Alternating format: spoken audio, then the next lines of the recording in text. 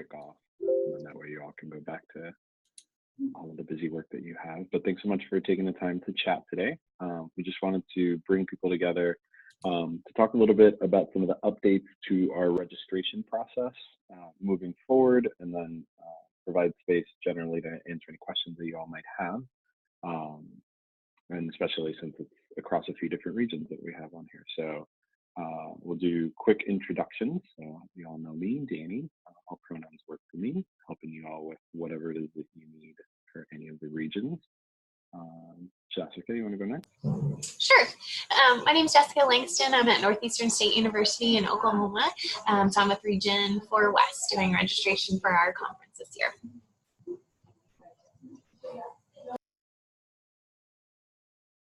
Carmen.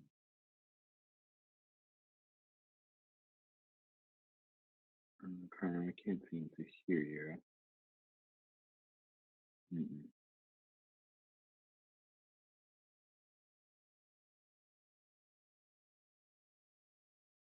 Yeah, Carrie, if you want to. Okay, sorry. Hi there, my name is Carrie Don.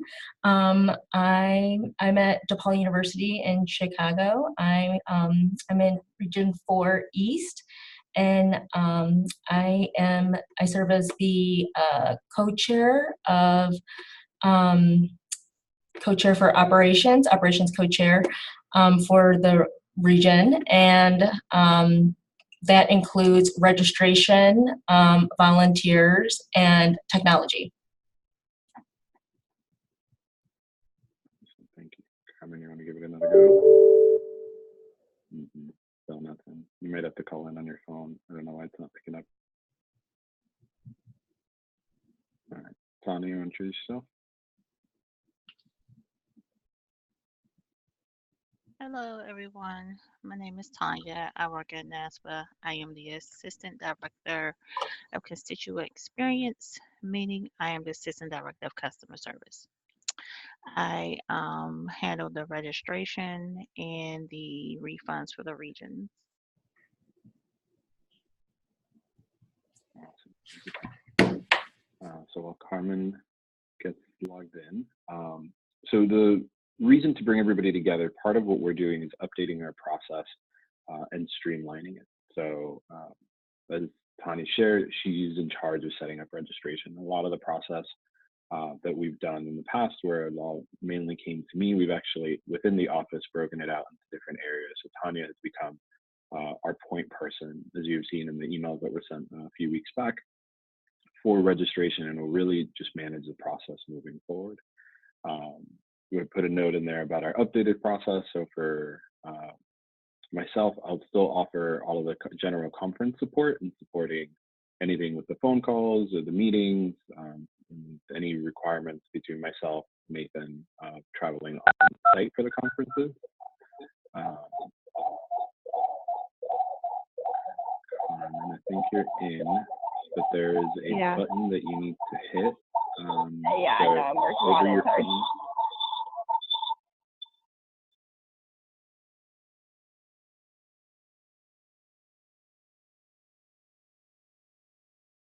You know, if it comes through for you.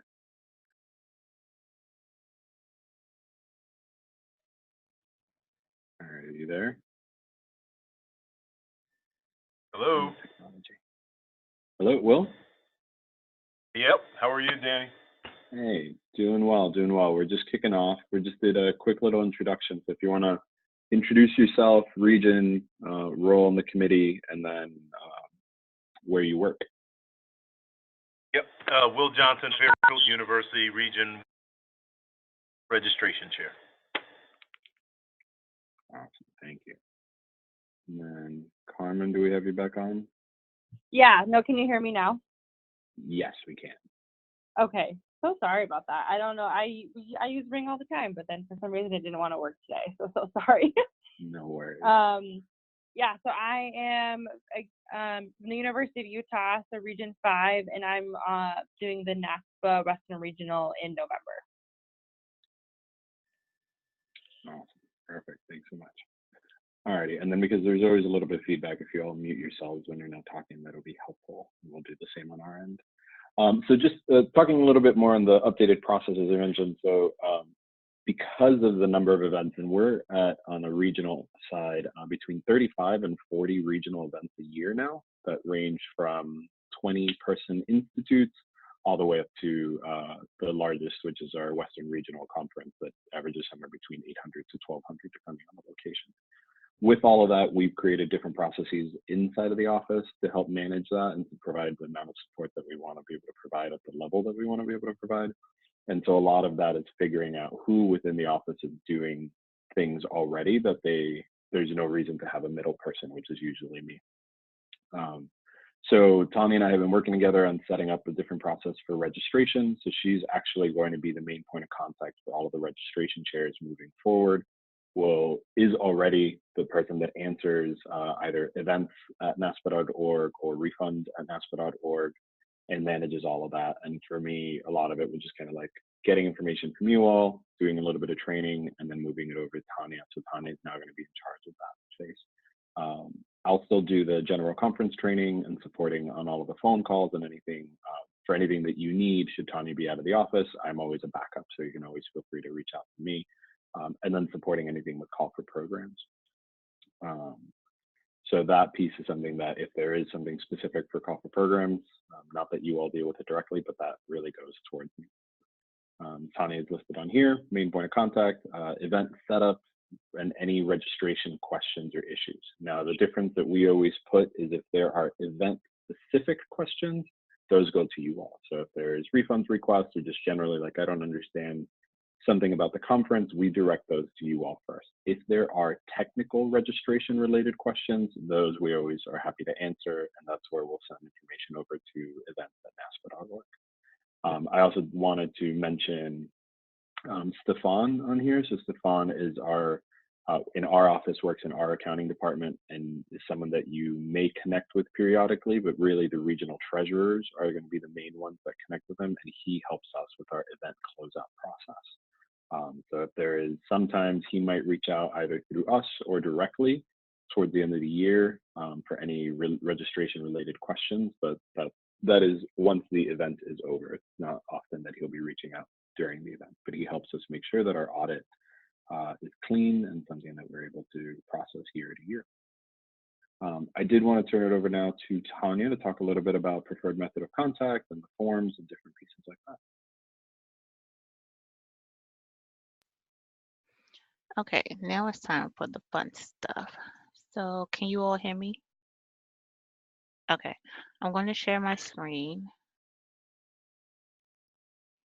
And let me know And if sorry, Tanya, for Will and Carmen who aren't on here, or if you're not clicked into the link, we are recording this and I'll send this out to you all afterwards so you can see it. Okay, and I also have an email already typed up with this presentation in it for me to send to you all afterwards. I didn't send it to you all beforehand because there may be some edits that I may need to make during the call. So for those of you that are on the call, is anyone that's on the call that cannot see my screen? It should say registration. Okay, good. Okay, so as Danny said, I do the events box. So with registration, we're going to cover the registration form. I'm going to talk to you all about discount codes and passcodes. I'm going to talk to you all about payments that NASPA accepts, the refund process, the importance of the promissory notes, and sponsorship. And again, this is just a quick run through. It's not a through Z method, but it's just like a touch the points a little bit. So when I set up an event, I get the question a lot, well, what is the difference between a coupon code and a passcode? Or someone would say a discount code and a passcode. In Nimble, which is a database that we use, it is called coupon code. But if you hear it referred to as a discount code, it's being talked about as the coupon code. So coupon codes are general. They're not restrictive. And when I say that they are not restrictive, I mean they are not tied to a product or registration line specifically. It is just to give someone a discount as far as a percentage or a dollar off, meaning it's tied to a rule. So a rule would be, I want to give this group of students 50% off their registration. So that's a rule. Coupon codes have a start date and an end date. Usually, they'll start at the beginning of the conference and they'll run all the way through the end of the conference, unless you only require it to be open during a certain time frame. So if you only want to give students $5 off during the early bird time frame, then your coupon code will expire at the end of the early bird time frame. So this is what the coupon code looks like to the attendee that's registering. So when an attendee is given a coupon code, they enter the coupon code at checkout, which is at the very end of their registration process. So we suggest that if you give someone a coupon code, that they do a copy and paste. For one, it alleviates some of the potential typos, and it's just cleaner if they do a cut and paste. So they enter it when they're getting ready to do checkout. It's a space here that says coupon code. This is where they enter it, and then they will click the apply button. After they click the apply button, they will get a message to say if it is successfully applied or not. If for some reason a coupon code is not working properly, have that attendee or you to reach out to me through the events inbox, and I will troubleshoot the code to see what is possibly going on. Sometimes it's database issues. Sometimes it's a matter of, because it wasn't a cut and paste, someone tried to type it in. So just shoot me an email and I'll troubleshoot it to see if I can figure out what's wrong with the coupon code. Okay, so the next thing is the passcodes. Passcodes are not for general use, meaning they are restrictive. And they are restrictive because they are tied to registration types. So they are tied to sponsorships and students, and I'll show you a different list, a longer list of other registration types that they're tied to. And a passcode can be tied to various multiple products and registration lines. So for this particular conference, it was the Naspa assessment conference. They had a passcode tied to this registration product, and the passcode for this event, you can see it says assessment, it says persistence. So they had various passcodes for this particular event. They do not have a start date. They do not have an end date. However, passcodes expire at the end of the event, once the event is complete or the event has been marked inactive. And they do not require additional discounts. So for instance, so these are the passcode, these are the registration types that passcodes are generally tied to. If for some reason, let's say you have an upcoming conference, or there's an upcoming conference and you would like a passcode, and it's a new partnership that you're doing. So that means we would need to create a new partnership type. If you know that the partnership is going to be ongoing, we will create a registration type for them. If it's just a one-time thing, we may resort to the coupon code or use a general registration type like attendee or non-member to get the passcode set up the way you need it to be. So for passcodes are given out and they're entered at the beginning of the registration process. They are assigned to groups, and if a group does not have a passcode, they won't be able to gain access. So this is just a screenshot of a conference that had 4 different registration types that required a passcode.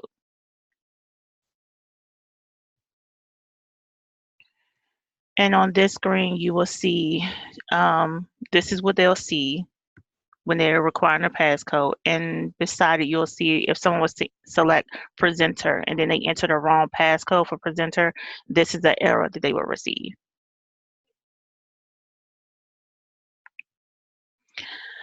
So to sum it up, for coupon codes and passcodes are not dependent upon each other, meaning they do not need one to operate on the other, and they are not case sensitive. However, copy and pasting is recommended. As I stated before, passcodes do not require additional discounts because if you have a passcode set up for an event that is for that particular event, so it's for your sponsorships only, and the registration is set up based on their registration dollar amount, and no one can see that other than whoever is tied to that group. So if we were running a special and you all only wanted to charge sponsorships $5, no one outside of the sponsorship group would see that registration is only $5. That's why it doesn't require a passcode and a coupon code, because anyone that's in the sponsorship group is the only group that would see that is only being charged $5. Okay, so next that moves us down to payments. NASPA does not accept POs as form of payment. We get that question a lot. NASPA does not accept credit card payments via email. That is also something new to us. However, we can accept credit card payments via fax. And for me, my fax number is my contact number. So if you need to fax me, if you don't have my contact number, I can give it to you. But my fax number is my direct telephone number. We accept all major forms of credit cards. For sponsorship payments should be mailed to NASPA with the conference name beside it / sponsorship. So it would be NASPA for West sponsorship, NASPA for East sponsorship, and to my attention. However, if it's a registration check payment, it should just be mailed to NASPA with the name of the conference beside it and the street address. It doesn't have to come to my attention. So now that takes us to refunds. Refunds generally take 7 to 10 business days. If an attendee would like to check the status of their refund, they should email the refund inbox after the 10th business day to inquire. So when you set up a registration, in the confirmation, there is a line that says attendees click here to submit a refund request. They will click here, but this is the link typed out of where it takes them. And it will take them to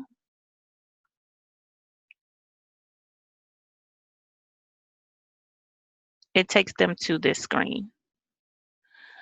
So they fill out all this information and it lets me know who they're requesting the refund for, the name of the conference, why they want the refund, what form of payment I should be refunding to, and if it's a check, where I should mail the payment, and then I get it in an email. We created this way because it streamlines the process. Because we get tons and tons and tons of emails and various inboxes. So we created this to have everything go into one location. And at the end of their request, they also get a confirmation email that says, thank you for your submission. Please allow 7 to 10 business days for processing. So they do get that. There is also an in-house request form. So if you have an event and you would like to request a refund, we call that an in-house refund request. Now, this link is different than the link for attendees. This link should not be shared with attendees at all, and I can show you why it should not be shared. So for the in-house form, it asks different questions. And one of the questions that it also asks, it asks for the event code. Attendees are not going to have the event code. That's why we call this the in-house form, because this is for us, regions only. So please do not share the in-house refund code with attendees. Refer them to the other link that they receive in their confirmation emails if they need to submit a refund request. So say, for instance, you have an attendee that won an award. Instead of emailing me, hey, Tanya, can you refund Jack because he won an award?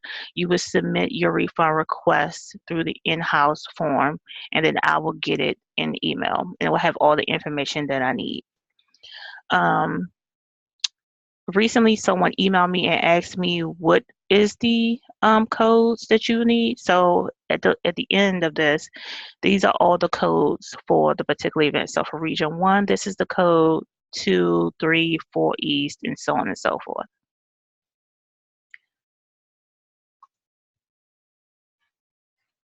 Okay, and this is the confirmation that they receive in return. So this is what the attendees receive, and for the in-house form, this is what you will receive, just as a confirmation. No, I'm sorry. This is what I receive, based on what you enter into the spreadsheet. This is what I receive, but you will also receive a confirmation email to show that your refund was processed.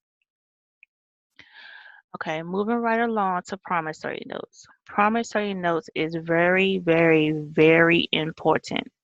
Very, very, very important. Very, very, very important. They are also referred to as a credit card authorization form. So any attendee that presents at a conference that does not have payment with them must complete a promissory note. It is not optional. They must complete a promissory note. So if Jake presents at a conference and he says, oh, my supervisor mailed my check on Monday and the conference is Wednesday, if we do not have that payment, he must have a promissory note. If he has a copy of the check with him that is not payment, he must have a promissory note. If he has a letter from his doctor that is not payment, he must have a promissory note. Promissory notes are carbon copied. It doesn't necessarily matter which copy you give the attendee, as long as we get the white copy on top, which is the original. So I think it's a white copy, a yellow copy, and a pink copy. Between the yellow and the pink, it doesn't matter which copy you give them, as long as we receive the white copy. This is an example of a blank promissory note, and all the items that I checked are mandatory for us to complete. And it's mandatory that someone that is representing NASPA completes the promissory notes. And we do this because, unfortunately, we've had attendees that will complete their promissory note and will intentionally write down the wrong credit card information. So if you ask them to see their credit card and you write down the credit card number, 9 times out of 10, we will walk away with the correct credit card information, and we won't have to worry about anyone trying to defraud the conference and get into the conference without a promissory note. So again, this form is very, very important. This is a way for us to collect any funds that was not collected prior to the event and any forms that occurred during the event. It is not a registration form though. So if Danny presents and Danny came with Carrie and Danny didn't have time to register prior to coming to the event, the promissory note is not a registration form. Danny has to register through the online portal to be registered properly. Any questions so far? No? Okay. Tanya, this Yes. is Will. Yes. I did have a question, not about promissory notes, but back on the previous topic of refunds. Mm-hmm. So I've already had an inquiry from someone, and sorry if I missed this and kind of zoned out when you were talking about this. You're fine. But individuals who don't pay too much attention to whether or not their membership has lapsed, Mm-hmm. and go ahead and register as non-members, Mm-hmm. and then update their membership status, and then are seeking refunds of the difference. Mm-hmm. How would you encourage us to handle that? So you can do it 2 ways. You can submit the refund request through the in-house form yourself, or you can refer them to their confirmation email and have them submit the refund request themselves. In the box where it says reason for refund, they will put requesting the partial refund, updated membership. Something simple as that. So requesting partial refund, updated membership. Mm-hmm. And And you said there's a place on the registration confirmation where they can reply to that. I'm trying to Yes, find my own registration confirmation. in the email confirmation that you receive after you register for an event, there's a section that says, please click here to submit a refund request. And it's Got a it. Okay. hyperlink. It's a Okay. hyperlink that takes them to Yep. the form. Yep. Got it. Okay. Okay. So either they can do it themselves or you can submit it through the in-house form. Either way is fine. I'm going to put them to work. Thank you. You're welcome. You're welcome. Just make sure you refer them to the conference link and do not share the in-house link. Yep. Okay. Got it. So that brings us to the end of my spiel. To contact me, please contact me through the events inbox or the refund inbox. And I do this because our Outlook isn't the best. So it's easier for me to track if you email me in one place. So if you email me about an event, please send it to the events inbox and not my Tanya email. And if you email me at Tanya, please do not CC events because then I'm getting double emails. So either email me through events or email me through refund if you have a question about a refund. Or if you have a question about a refund, then you would send it to the refund inbox. But again, to submit a refund, you use the in-house link that I'm going to share with you all in an email. Some of you may already have it, but I'm going to share it with you all at the end of this presentation. And that is it. Oh, one last thing. Danny mentioned Stefan, and Stefan does our events closeout. I also participate in the event closeout. So at the end of each event, this is why the promissory notes are very, very important. So at the end of each event, I reconcile all the money that is received. I reconcile the money received, money not received, and I also reconcile the refunds. So without the promissory notes, it holds up the process, and then it doesn't. Without a promissory note, I can't hold an attendee accountable for attending an event for free. So it's very important as to why I receive your promissory notes. Your promissory notes should be mailed back to the Naspa office after every event. Please do not email your promissory notes. If you want to fax them, you can, but please do not email them to me because they should contain credit card information, and I cannot accept credit card information via email. I can only accept it via fax, and that's the same for sponsorship as well. One thing I did not show you all is the sponsorship agreement form, and can you all see this, the sponsorship agreement form? Okay, so the sponsorship agreement form is pretty the same as previous years if you've seen it before. The only thing that is different about this form is that I have added the blurb about submitting payment information through your phone versus a fax machine, and it also tells sponsors where to submit your payments.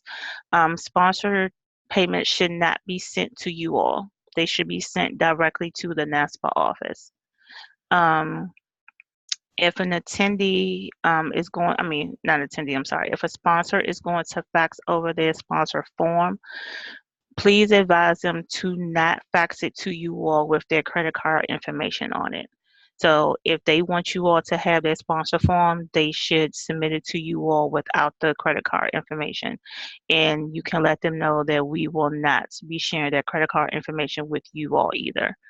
Once I receive sponsorship forms, after the payment comes in, I email the sponsor and I will CC the chairperson to let them know that the sponsor has been paid. You will also get weekly, maybe bi-weekly, depending on how far out from the conference that we are. You will get weekly to bi-weekly emails with updates of sponsorship payments that have come in. Again, you can request it sooner. So if I send you one on Monday and you have a conference on Friday, so if you want another one on Thursday, feel free to email me and be like, hey, can we get one last sponsorship update? And I'll definitely send it to you. Just again, please email me at events or the refund inbox.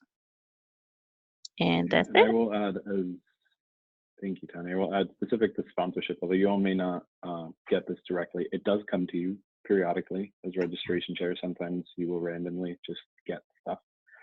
So feel free to forward it along to us. I would add as well, the one piece that you're going to want to work on with your sponsorship chairs or corporate liaisons is ensuring that sponsors are registered. So I would often reach out to your corporate liaisons or your sponsorship chairs and say, hey, get me a list of your sponsors. I want to check them against our report. It's not the first time we've shown up to a conference and none of the sponsors have been registered, and then they show up to check in and we have to get and print name badges for them. It's not an issue, but we want to make sure that they're all in the system so it's a smoother process for when they check in. To add to that, it is up to them to register. So it's not on you all to register them. It is not on us. It is their responsibility to register. Only thing you would have to do is to make sure they have the appropriate code to register if necessary. So I did want to leave some open time. I don't know if anybody has any general questions, things that they wanted to ask us, or conversations that you want to have across regions.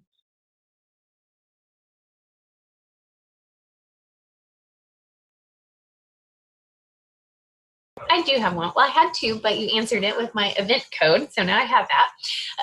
But I did have one of our award winners would like to purchase extra meals.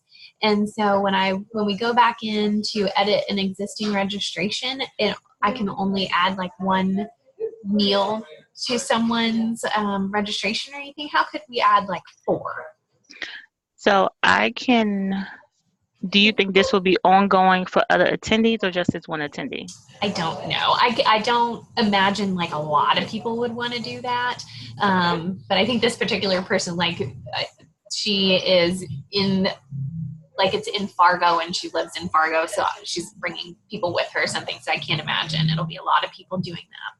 Okay, send me an email, send it to events, and what I'll do for your entire event, just in case there is someone else that wants to do it, I will increase the capacity for purchase. Like where they can select how many or something. So do you want to put a cap on it though? Probably not. Probably not. Okay, so I'll increase it to 10. You don't have to tell them that, but Okay. I'll increase it to 10 and they can select a way. Okay, that sounds awesome. Thank you. You're welcome.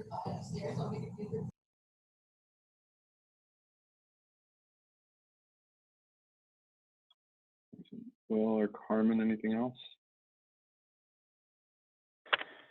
No questions on my end. Thank you. Cool. Awesome. Carrie, all set? Perfect. Awesome. Well, thanks so much for taking the time. Tanya will send out some additional notes, and we'll make sure if there's anything that you need, just move forward, reach out to Tanya. She shared how, and then feel free to copy me if there's a time, and Tanya and I will share if there's ever a time that one of us is out or in the office and you might contact the other one. Perfect. All right, y'all. Well, enjoy the rest of your day. Thank you. This was helpful. Yes, very helpful. Thank you. Bye. Okay, bye-bye.